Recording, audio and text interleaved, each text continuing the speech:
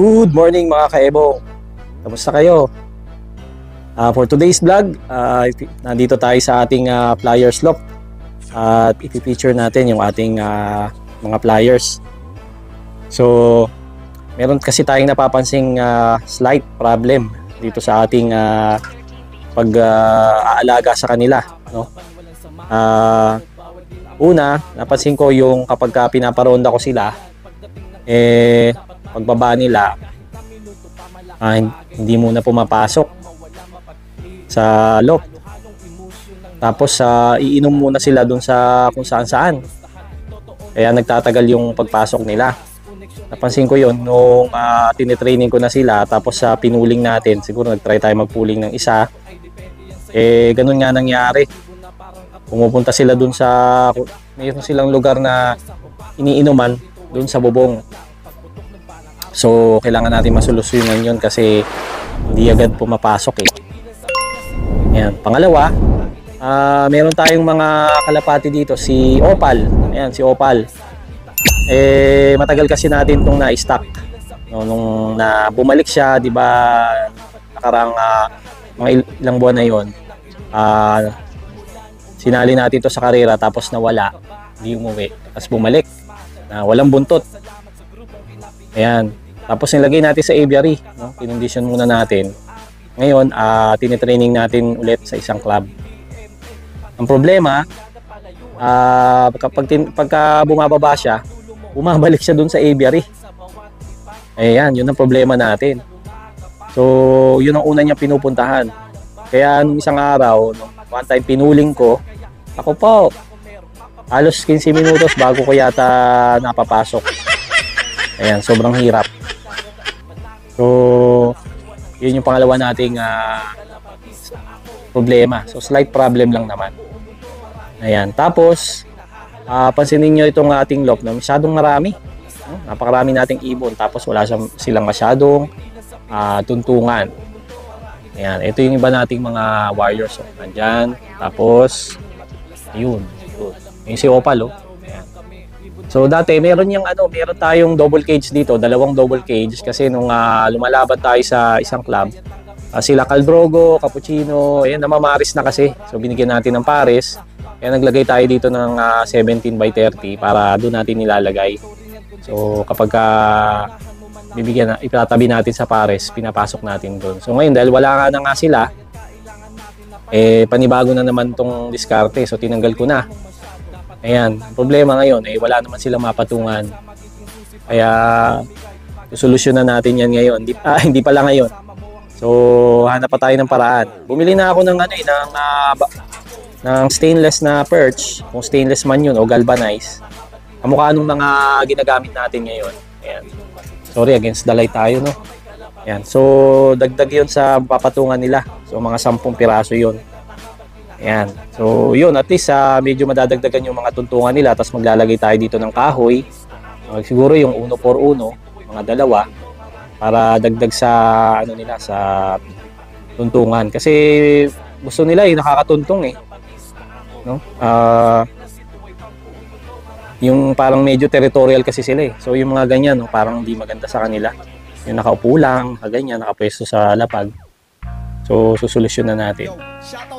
Mukhang mga namimikit yung mga ibon natin kasi medyo malamig ang panahon. Hindi ko alam kung nagkasakit ito. Hindi naman siguro. Tsaka ang ginawa ko ay hindi ko muna pinakain na madami kahapon. Kasi nga, dahil iba-vlog natin to, susubukan natin na pagka nilopline natin ngayong umaga, tatawagin natin sila para kumain dito sa loob. At ang goal natin mapapasok sila agad. So, yun yung magiging habit nila para every time, pagka nag-training na sila sa club, sanay na sila na papasok agad. Ayan, hanggang sa mag-derby. Kasi ngayon, nangyari kasi, meron kasi tayong mga binabatcher na mga pang South Derby race. Marami-rami rin yun. Tapos meron ding mga pang North Derby race na mga bata. Kaya nangyari, hinahayaan ko silang lumipad na lumipad, no? Pinapalabas ko lagi sa loob pinapalipad ko hanggang sa masanay sila, maggrupo-grupo sila lumipad. Ngayon na-achieve na natin yon. Ang problema ko naman ngayon yung paano sila papapasukin agad. So hindi ko na isama yun sa training nila. So ngayon, papracticein natin sila na paano sila pumasok agad. Alright? So paparondahin natin sila. Tapos susubukan natin papasukin agad. Okay? Napakaganda ng panahon, guys. Ayan, makulimlim lang, tama lang init. Yan, kasi medyo maulap. Time check 8:30. So akalain nyo 8:30, andito pa ako sa taas, no? Hindi masyado mainit. Ayan. So bago tayo magparonda, silipin muna natin yung mga lugar na pinag-iinuman ng ating mga ipon. Ayan. So ito yung mga ganyan, no? Yung mga singit-singit na ganyan. Yan. Diyan silang umiinom. Yan, so tatanggalin natin tubig. Kahit yung ganyan mga maliliit na naiipon ng tubig, diyan sila umiinom. Kaya itong alulod nilinis ko talaga No, kasi minsan nandiyan yung dumi ng ibon, tapos diyan iinom, minsan may dumi pa ng pusa. Yan, may namatayan na ako isang young bird. Nagka-salmonella. Buti yun lang. No? So, ito aalisin natin yung mga parte na niinuman nila. Ayan, kasi yan, niinuman nila yan.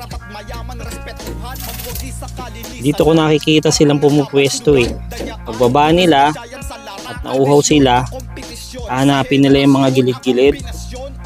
Doon sila iinom. So tatanggalin muna natin. Ito may parte dito maraming tubig dito. Pag umulan naiipon Ngayon nga, mabuti wala na. Kasi medyo palalim tong parte ng yero na to. Alisin natin yan. Mga tubig. Tapos dito, ko alam kung ano meron dito sa alulod. Para may tubig din. So mahirap ayan, tuyo naman So wala na. Malinis yung yero natin, di ba guys? So alagang-alaga natin kasi mahirap nang masiraan ng yero. Nako. Habi-habi lang tayo, so dapat di makasira ng bahay. Ayan. So alagaan nyo mabuti yung yero ninyo at magastos yan kapag nagpagawa ulit. Ayan. So wala na. Ayun, meron pa ako nakita doon. Pati yung mga dumi ng pusa, tinanggal ko. Nilinis ko talaga. Para dumi ng kamay natin. Ayan, so paparonda na tayo. Ready na. Alright mga kaebong. So purpose natin, paparondahin natin sila. Tapos titingnan natin kung paano sila rumonda, at tatawagin natin sila. Ang goal natin ay mapapasok natin sila agad, para masanay sila na kapag dumarating sa derby o sa training sa club, pagdating nila hindi sila gagala-gala sa bubong. Ayan. Alright, so pakawalan na natin. Labas! Buksan natin tong Ex Machina. Basta!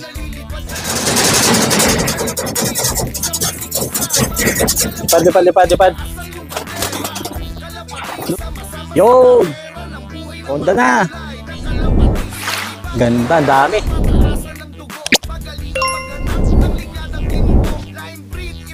O, diba guys? Sarap panoorin kapag marami. Kaya minsan gusto ko yung pinagmamasdan lang sila Yung ganyan, yung lumilipad. Napakasarap. O. Diba? Dami. At saka pansinin nyo, grupo-grupo na, diba? O. Pwede na kaya sa road training. Yung mga pang south distance race natin. Mukhang ready na. No? Umpisa na natin na road training. July na O, yun So, hindi muna natin pinakain. Pinaronda natin agad.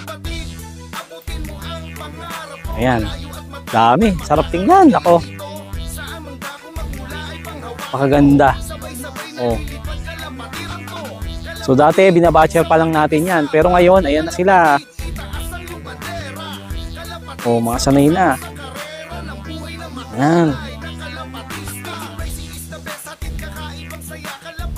Oh, may nag-iisa doon, no? Kanino kaya yun? Sa atin ba yun? Sa atin. Ay, hindi sa atin yun. Red bar. Ay, black. Red check. Nandun yung red check natin. Lumilipad eh, oh. Tatlo kasi yung puti. Medyo puti ko dito. Yung red bar, yung red check, at saka yung white. Ayun, tanda ko yun. Hindi sa atin yun. Ayan, napakaganda ng paglipad nila, guys. Yan. Dami, no? Napakaganda ng weather. Yan. Pupokus ko lang yung camera ko dito para di masakit sa mata, no? Ayan. Ayan sila. Ikot-ikot dito, pababa ng pababa. Ang lipad. Yun, no?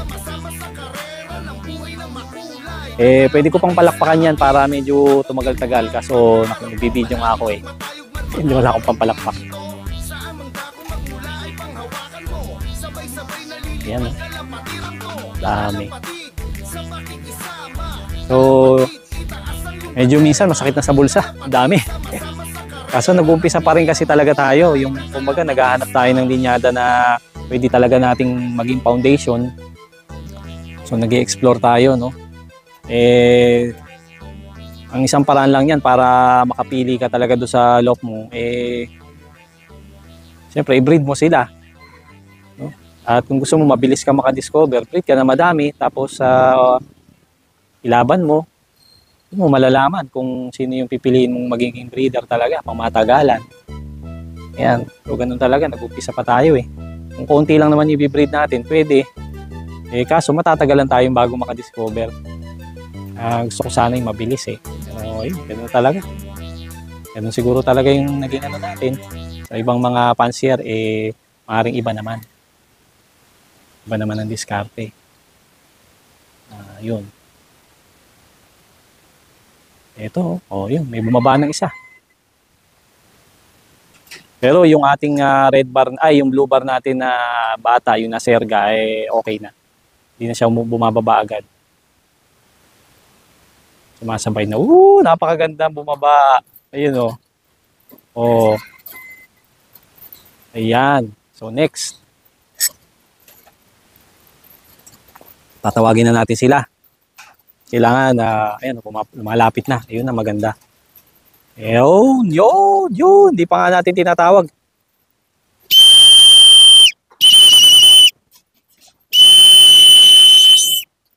Kailang, kuha tayong pagkain, ano? Yun, may bumaba na. Bumaba yung red bar. Very good. Ito yung ating Sputnik trap. Napakaganda. Effective na effective. Napakabilis magsibaba. Yun, So, yun na, Mas may isa dito. Lumipad. So, may isa dito. Nagala Spider-Man. Bakit doon? Yun. Ganado. Yan, ganyan dapat. Wala nang tambay-tambay. Meron pa tumatambay. Naku, ang dami pa, Wala pa tubig. Doon, pasok. Ayun, bumaba. So, ayan, binigyan na natin ng tubig. So, inuman na. Grabe, Sandali lang yung binigay ko. Ayun, ang sinasabi ko, meron pa rin mga pasaway. Ayaw pumasok. So, ayan. So, pag di kayo pumasok, gutom mga abutin ninyo. Ayan. So, at least yung mga tinitraining na natin, tsaka yung idine-derby nating isa, yun, pumasok na. So, itong red bar, si Opal, itong si Bunso. Tapos yung naka-TG, naka MPFL ring. Ayun. Tsaka yung blue bar na ito. Saan ba yun? Yan, ito yung blue bar. So, yung mga tinitraining natin, pasok agad. So, very good. Itong si Opal, oh. Di ba nga, sabi ko, una niyo pinupunteriya, yung aviary. Mabalik siya doon. O, ngayon, ito na. So, solusyon lang, gutom. Gutumin. So, aba, yung iba, ayaw pang pumasok. Ilan yun? Pasalay na yun. Yun, may blue bar doon. Yung pa isa. So, saka yung isa, yung kapatid ni Opal. Hindi 100% agad. So at least ito, yung majority nung inano natin, pumasok na. Majority ng ibon natin. Ayan. Alright. So, satisfied ba tayo? Satisfied ba kayo doon sa naging technique natin? Gutom ang solusyon. So, gutumin ng ibon para pumasok agad. So, mamaya na naman ulit, mga hapon, sila lilipad. Pahinga muna. Kailangan magutom ulit. Alright. So, dito ko natatapusin ang aking vlog. Maraming salamat sa inyong panonood. Muli, ito ang inyong nervyosong pansier, Ebong Love TV. Keep safe. God bless. Bye-bye.